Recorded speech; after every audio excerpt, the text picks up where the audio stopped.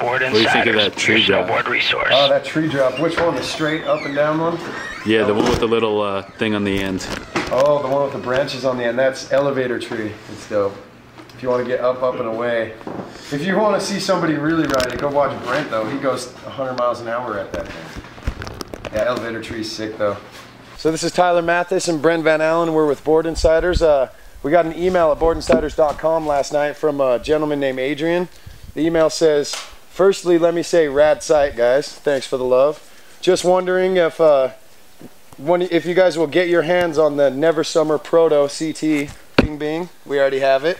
And he says he's having trouble deciding on a board. He's really keen on the Never Summer Revolver, but he's wondering if it's going to hold up in the powder or not. So today we had perfect conditions. We showed up with probably 11 inches of fresh powder in most places, 2 to 3 feet in other places where it really stashed up.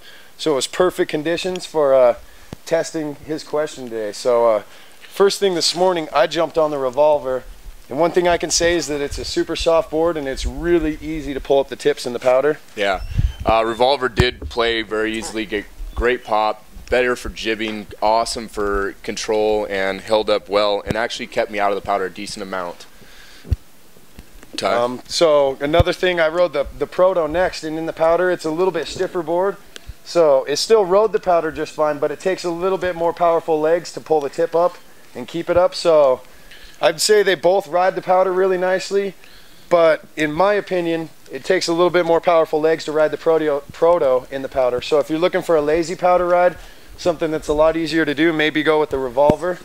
And if you're looking to go really stomp something big in the powder, maybe some big 30-foot drops or something, you might want to go with the Proto, something with a little more stability. And I agree with Tyler. I rode the Proto first today and then rode the Revolver second.